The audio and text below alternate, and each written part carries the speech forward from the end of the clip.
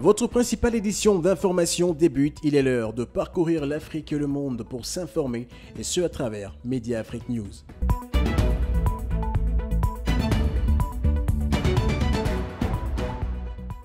Voici les titres de votre 2030. Au Sénégal, Macky Sall ne sera pas candidat pour un troisième mandat. Il l'a lui-même affirmé hier au cours d'une intervention sur la principale chaîne de télévision du pays. C'est notre gros dossier de ce 2030. Au Burkina Faso, on parle des attaques terroristes et la dégradation de la situation sécuritaire dans certaines régions du pays qui affectent malheureusement les populations de Ouagadougou.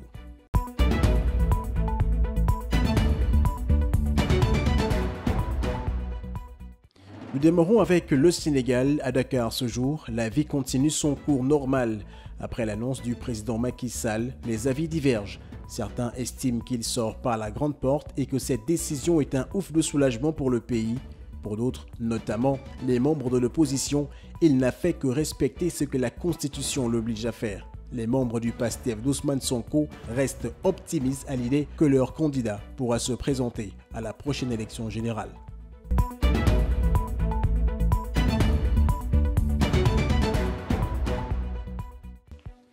Qui pour succéder à Macky Sall? L'annonce du chef de l'État sénégalais de ne pas se porter candidat en 2024 ouvre désormais le débat sur son successeur. Étape cruciale pour la formation politique de Macky Sall, l'Alliance pour la République et la coalition qui le soutient, puisqu'aucune personnalité ne fait l'unanimité, de quoi faire peser un risque sérieux d'implosion de toute cette architecture qu'il a conçue. Qui pour succéder à Macky Sall? Une équation qui s'avère très difficile tant le chef de l'État sénégalais a centralisé le pouvoir autour de sa personne. En effet, du côté de l'Alliance pour la République, formation politique de Macky Sall, les choses se sont accélérées quelques heures après l'annonce du président, puisque l'ancien Premier ministre Amadou Ba, pressenti pour lui succéder, a aussitôt été convoqué pour une réunion d'urgence. Une rencontre à laquelle ont participé plusieurs leaders du parti ainsi que l'épouse du président de la République. Mais un doute subsiste tout de même sur sa capacité à rassembler car ne faisant pas l'unanimité au sein de la coalition Benno Bokk Yakaar. Le risque d'une scission de cette coalition n'est donc pas exclu, même si le président Macky Sall entend s'investir personnellement durant les 8 prochains mois afin de trouver un consensus. L'autre enjeu dans cette nouvelle configuration qui se dessine, c'est la plus que probable réintégration dans le jeu politique des personnalités comme Khalifa Sall et Karim Wade, tous les deux condamnés par la justice sénégalaise et donc inéligibles à tout mandat électif. Au titre des propositions formulées par la commission politique du dialogue initiée par le chef de l'État sénégalais figure la modification du code électoral qui permettra à l'ancien maire de Dakar et au fils de l'ancien président de la République de concourir à la prochaine élection. Un scénario à la congolaise semble donc se dessiner, une sorte d'alliance de circonstances entre le camp de Macky Sall d'une part et ceux de Karim Wade et Khalifa Sall de l'autre, en vue de définitivement écarter Ousmane Sonko, l'opposant le plus à même de faire face au rouleau compresseur de l'Alliance pour la République. Quoi qu'il en soit, le sort de celui qui a récemment été condamné pour corruption à la jeunesse par la justice va plus que jamais alimenter les débats dans les prochaines semaines.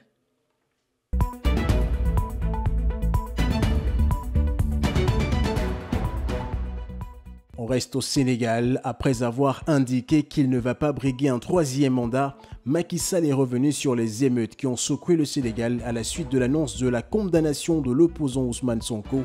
Jusqu'à ce jour, le leader du PASTEF est toujours inéligible à la présidentielle du 24 février prochain. Pierre Esseno et Guy Serge Mavungo. Ousmane Sonko toujours hors de course pour l'élection présidentielle de février 2024. Une décision due à sa condamnation le 1er juin dernier, après un long feuilleton marqué par plusieurs rebondissements. Le principal opposant au régime de Macky Sall a été reconnu coupable de corruption de la jeunesse et donc condamné à 2 ans de prison ferme et 600 000 francs d'amende par la chambre criminelle de Dakar.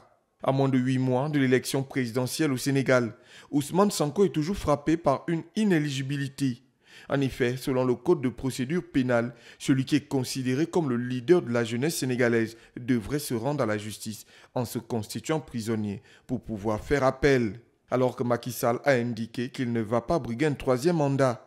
Cette décision est saluée par la communauté internationale et plusieurs leaders politiques sénégalais.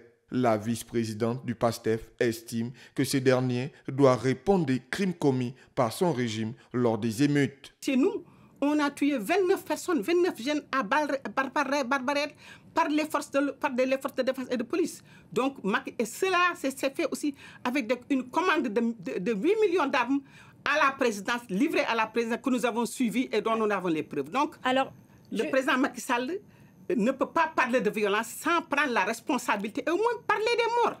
Il n'a pas parlé des morts, il n'a parlé que de casse. A contrario, le ministre de la Communication, des Télécommunications et de l'Économie numérique, Maître Moussa Bocar Thiam, indique que la candidature du leader du PASTEF n'est plus à l'ordre du jour.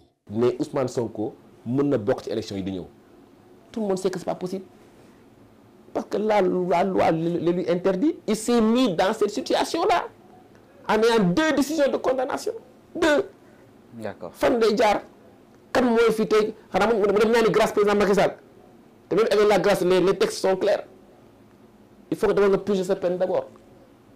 Donc aujourd'hui, 2024, il peut être un souteneur, mu jàppale ku ko neex. Su ko bëggee wala mu dem toog Ziguinchor ba gars yi pare élection mu ñëwaat. Mais 2024 2029, c'est hors de portée du PASTEF et de Ousmane Sonko. Rappelons que l'article 29 du Code électoral interdit les candidats qui sont sous l'effet de la contumace de figurer sur les listes électorales.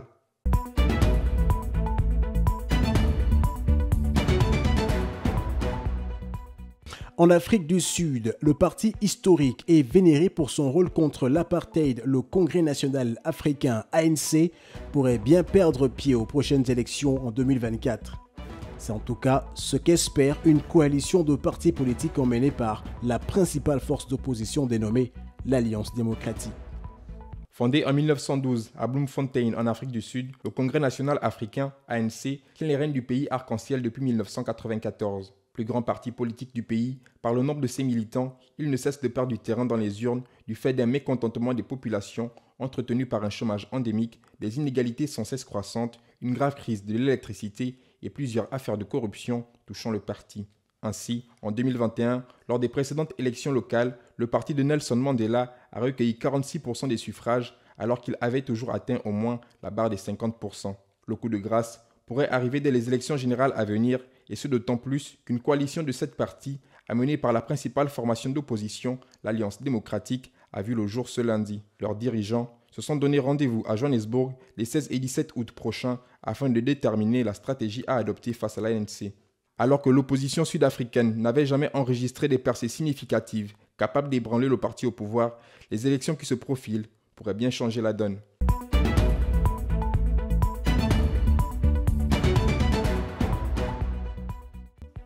Le prix du carburant a enregistré une nouvelle augmentation en République du Congo depuis le 1er juillet.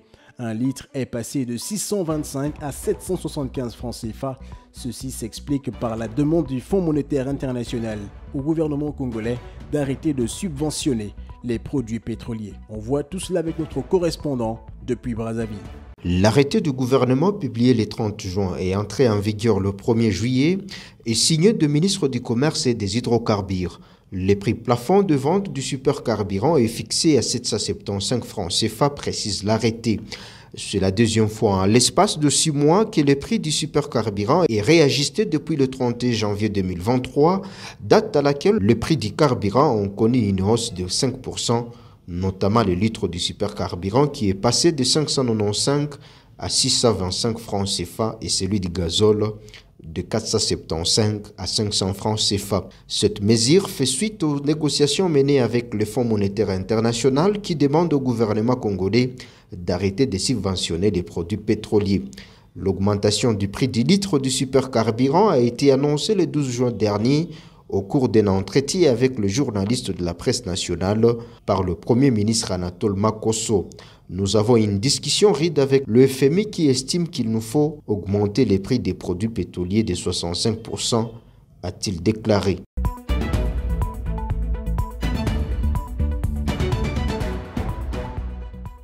Au Burkina Faso, la dégradation de la situation sécuritaire dans les autres régions du pays affecte les Ouagalais. Comment les habitants de la capitale vivent les attaques terroristes dans ces régions? Voici un élément d'explication avec notre correspondant, Moussa Ramdé. Depuis 2018, Ouagadougou n'a plus enregistré une attaque terroriste malgré la dégradation de la situation sécuritaire. Plusieurs régions du pays sont devenues le théâtre des attaques, occasionnant un flux migratoire vers les zones non touchées. Comment les habitants de la capitale vivent cette situation? Nous avons tenté de trouver un élément de réponse avec les militants du collectif des organisations de la société civile sortis le samedi dernier pour apporter leur soutien au gouvernement de la transition. À cette question, les sentiments sont réciproques et douloureux.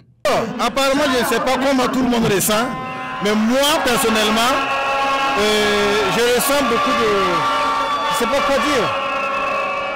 En fait, je ne suis pas content. Je suis déçu de voir qu'une partie des Burkinabés vivent à l'aise, tandis que d'autres personnes n'arrivent même pas à se nourrir, n'en parlons pas de pouvoir vivre. On n'est pas content de ça. On n'est pas content, on ne dort pas, on n'arrive pas à dormir. Si les villages sont touchés, c'est comme Ouagadougou est touché. Donc si on tue quelqu'un là-bas, c'est comme ils ont tué quelqu'un à Ouagadougou ici. Donc nous, on ne peut pas laisser comme ça. Alors que certains estiment que chaque Burkinabé devrait agir selon sa capacité pour récupérer le territoire, d'autres par contre placent leur confiance aux nouvelles autorités de la transition. Voilà, comme le disait le feu Thomas Sankara, seule la lutte libère. Si vous êtes assailli par des ennemis, voilà, des partout, mais à un moment donné, prenez votre responsabilité et voilà, dites-vous que vous êtes capable, vous avez une potentialité qui peut vous permettre vraiment de vous libérer de toute oppression. Donc nous avons un espoir que cette douleur que nous sommes en train de subir actuellement, cette douleur prendra fin. Voilà. Rappelons que la dernière fois que Ouagadougou a été frappé par une attaque terroriste remonte au 2 mars 2018 avec les attaques de l'état-major de l'armée et l'ambassade de France au Burkina Faso.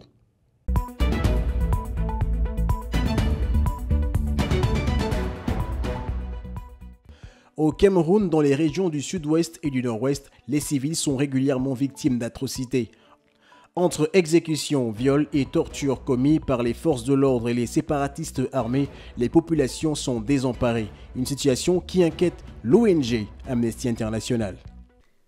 Depuis plus de 6 ans, les organismes internationaux dénoncent régulièrement des crimes dans les camps où vivent des minorités anglophones.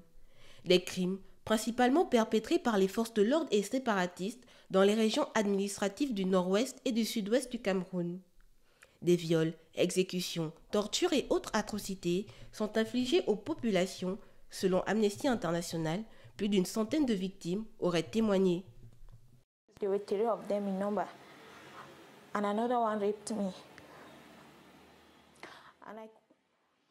Ils étaient 3 hommes et l'un d'entre eux m'a violée.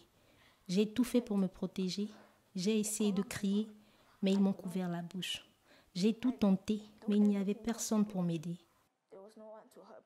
Je transportais du sable pour ma voisine et quand je suis repartie chez moi, un homme m'a agressée. Il m'a jetée au sol et m'a dit que si je tentais de crier, il allait me tuer et il m'a violée. Au Cameroun, le régime de Paul Biya dirige d'une main de fer le pays depuis plus de 40 ans.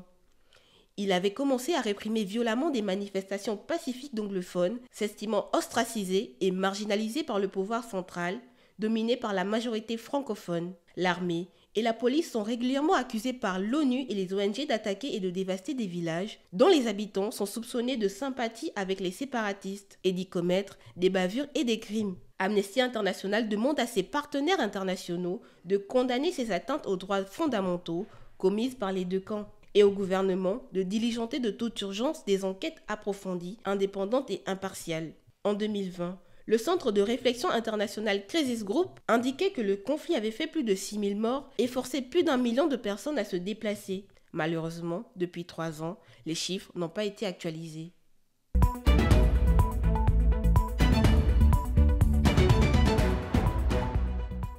Au Togo, Nathalie Kamté valorise le cacao, cofondatrice et responsable production de la première structure de transformation du cacao en chocolat au Togo. Nathalie Kamté est une femme battante et audacieuse qui mène depuis des années le combat de porter haut le chocolat africain. Zoom sur cette jeune dame. Originaire d'un pays qui n'est pas connu pour sa production en cacao, Nathalie Kamté, une Togolaise de 35 ans, a choisi de relever le défi, non seulement pour faire connaître son pays, mais aussi pour ouvrir la voie au cacao du Togo, qu'elle définit comme étant vraiment exceptionnel. À travers cette démarche, elle s'est démarquée dans le secteur de l'agroalimentaire en devenant une femme de référence dans le monde entrepreneurial. C'est aux côtés des leaders dans le domaine et grâce à ses grandes ambitions pour l'agro-business togolais que Nathalie Kamté parvient à dresser son chemin pour laisser son empreinte dans l'écosystème entrepreneurial. Ce qui lui a valu d'ailleurs plusieurs prix, notamment le prix du jeune entrepreneur agricole en Italie, le prix du jeune entrepreneur de l'année au Togo, mais également le prix de l'innovation en 2015. Un an après, elle est lauréate du programme YALI des États-Unis qui donne un coup de pouce aux leaders africains de demain. L'année suivante, elle reçoit le Africa Young Award 2017 dans la catégorie agriculture. En 2018, elle a été classée parmi les jeunes qui écrivent l'avenir selon le magazine Forbes. La jeune entrepreneur représente fièrement son pays en 2022 dans le cadre des Awards for Women. Elle a remporté la catégorie Persévérance dans Women and Agribusiness Award. Titulaire de 2 licences, d'une part en sociologie et d'autre part en gestion de projet et passation de marché, Nathalie Kamté s'illustre comme l'entrepreneur modèle pour la jeunesse de son pays.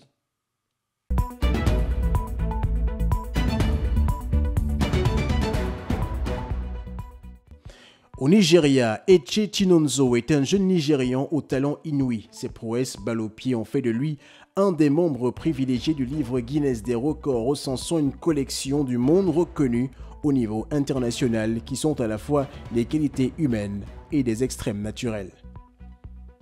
Originaire de l'état d'Anambra et résidant à Warri, dans l'état du Delta au Nigeria, le jeune homme a vu son talent consacré par la FIFA qui lui a octroyé une distinction.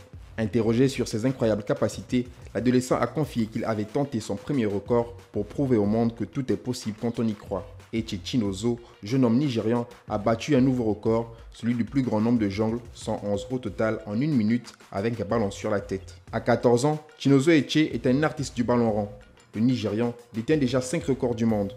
Le plus grand nombre de touches de balle consécutives, 133 au total en 1 minute en tenant un ballon sur la tête en équilibre, c'était en Milan, le 1er février dernier. 111 jongles consécutifs en 1 minute avec un ballon sur la tête. 233 jonglages consécutifs de la tête en 1 minute et en position couchée. 197 jonglages consécutifs en 1 minute et en position assise avec un ballon sur la tête. Et le meilleur temps, 7 minutes 46 secondes pour 1000 jonglages consécutifs avec un ballon sur la tête.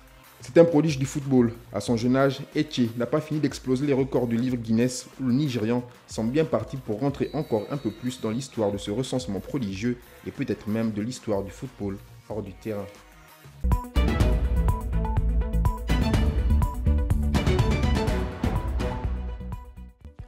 L'actualité hors de nos frontières, on s'en va en Afghanistan. Il y a 1 an, les talibans déclaraient vouloir éradiquer la vente d'opium, sucre de fruits d'un pavot utilisé comme stupéfiant. L'opium récolté permet la production d'héroïne. Le pays en est le premier exportateur au monde. Les talibans auraient depuis lors détruit 80% des champs de pavot selon des observations satellites. Les toxicomanes, eux, sont sevrés dans des conditions épouvantables. La culture de cette plante est fortement interdite. C'est un ordre du guide suprême de l'Émirat islamique d'Afghanistan.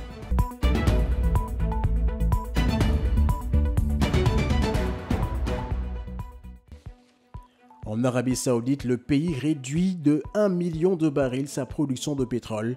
Annoncé au début du mois de juin dernier, la réduction de 1 million de barils de la production saoudienne de pétrole est entrée en vigueur ce week-end. C'est ce qu'a révélé l'agence de presse saoudienne ce lundi. Le but de la manœuvre pour Riyad est de booster le prix du Brent qui a perdu $1 en un mois, se fixant actuellement à 76,10 $. Une décision qui a été imitée par la Russie. En effet, le Kremlin a annoncé la réduction de sa production de 500 000 barils de pétrole dès le début du mois d'août.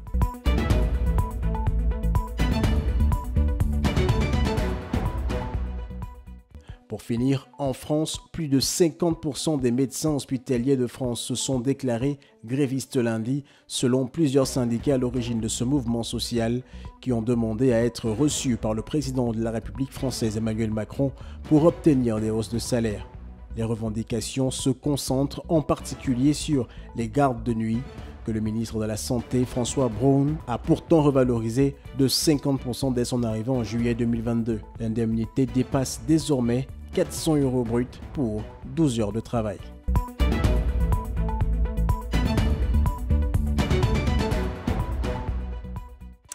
Votre 20h30 est à présent terminé. Retrouvez-nous sur nos différentes plateformes numériques, Facebook, YouTube. N'oubliez surtout pas nos différents rendez-vous, le 9h, le 13h et le 18h.